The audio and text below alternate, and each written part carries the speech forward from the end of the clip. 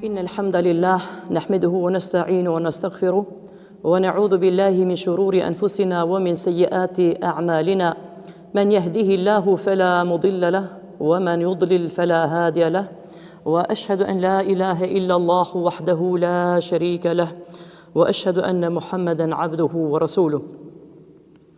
E falenderojmë Allahun e lartë madhëruar, Zotin e botrave, krijuesin e gjithësisë, dhe dërgojmë selam dhe salavat mbi njeriun më të zgjedhur, më të dashur tek i madhi Allah, mbi Muhammedin sallallahu alaihi wasallam, mbi familjen e tij të nderuar dhe shokët e tij të respektuar, dhe mbi të gjithë ata të cilët rrugën e pejgamberit ton të dashur deri në Kiamet e kanë mësyer që ta përcjellin dhe të ecin pas hapave të tij.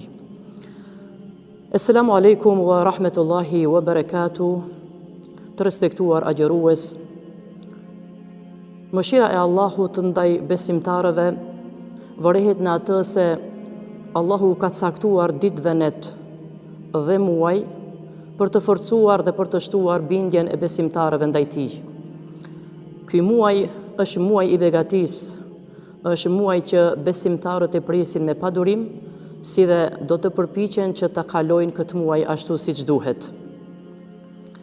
Për vlerën më të madhe të këtij muaji, Allahu i lartë madhëruar në Kur'anin fisnik na ka treguar duke thënë Bismillahirrahmanirrahim, Ya eyyuhalladhina amanu kutiba alaykumus siyamu kama kutiba alal ladhina min qablikum la'allakum tattaqun. O ju që keni besuar, agjërimi ju është bërë obligim, sikur se e kishin obligim edhe ata të cilët ishin para jush, në mënyrë që të bëhuni të devotshëm. Muslimanët janë të nderuar me ardhjen e një muaji në të cilin ata pastrojnë shpirtat e tyre nga mëkatet. Transmetohet nga Ebu Huraira se i dërguari Allahut sallallahu alaihi wasallam ka thënë: Men sama Ramadane imanan wa ihtisaban, ghufira lahu ma taqaddama min dhanbih. Kush e agjeron Ramazanin me bindje dhe kënaqësi, i shlihen mëkatet e bëra. Ramazani është një muaj i veçantë, është një muaj i dalluar, muaj i cili tregon bashkimin dhe njësimin e besimtarëve. Ramazani është një periudhë kohore ku veprat e mira bëhen më me kënaqësi dhe më me lehtësi. Ramazani dhe agjërimi i ndihmojnë njeriu që ta edukojë në ndjenjen e vetkontrollit, kështu që ju largohet edhe shumë veprave jo të dëshiruara që mund të bëhen gjatë këtij muaji. Transmeton Ibn Mes'ud el-Ghafari prej pejgamberit Muhammed sallallahu alaihi wasallam, i cili ka thënë: Sikur ta dinë njerëzit vlerën e Ramazanit, do të dëshironin që i gjithë viti të ishte Ramazan. Ramazani është një muaj që e ngren besimtarin në shkallën e lartë hyjnore, i jep të mira, dhunti dhe shumë suksese në të gjitha sferat e jetës. Allahu i madhëruar njeriu e ka ngarkuar me vepra të cilat do t'i bëjnë dobi atij. Ndaj dhe Ramazani është edhe një muaj i lumturisë, muaj i buzëqeshjeve, muaj i haresë dhe muaj i ngritjes shpirtërore.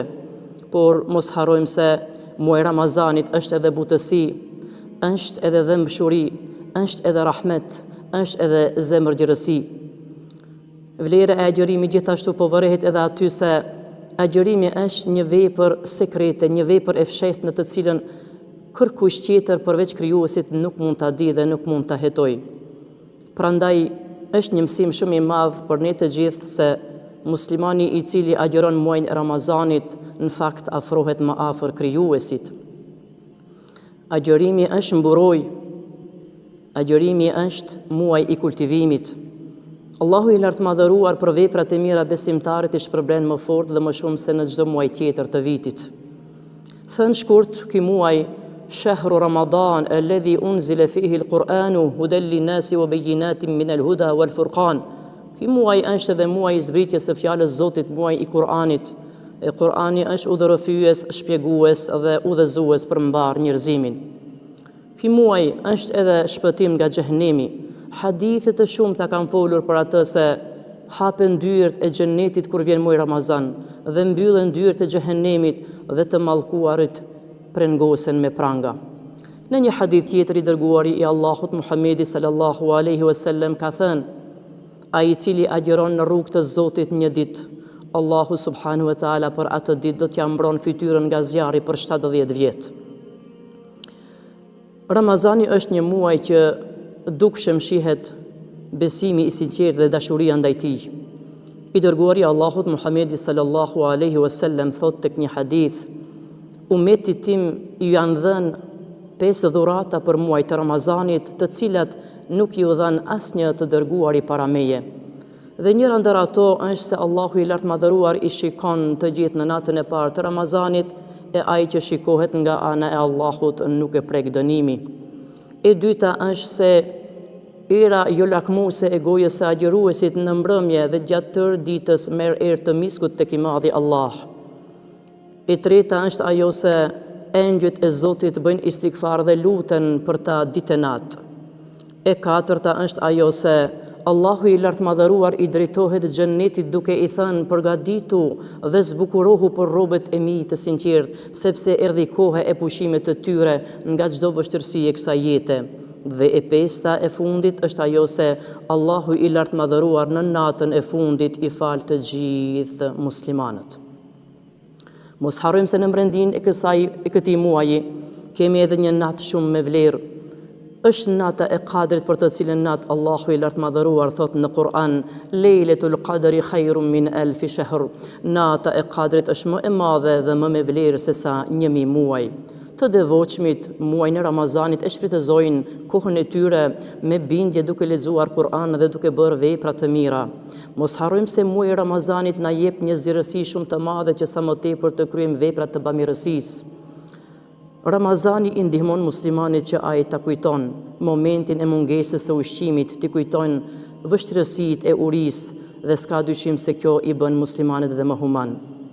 Gjatë muajit të Ramazanit besimtarët bëhen më dorëdhën, më dorëshlir, japin sadaka, ndihmojnë të varfërve, të tyre ju ndihmojnë. Dhe mos harrojmë se muaji i Ramazanit ka shumë vlera të tjera, sa që nuk kemi edhe kohë t'ja cekim dhe t'ja përmendim, por në fund doja që gjithë secili musliman të mundohet që ta shfrytëzon këtë muaj të madh të Ramazanit dhe të përfiton prej atyre të mirave që i Zoti i Madh i ka venduar në këtë muaj. Alhamdulillahi Rabbil Alamin.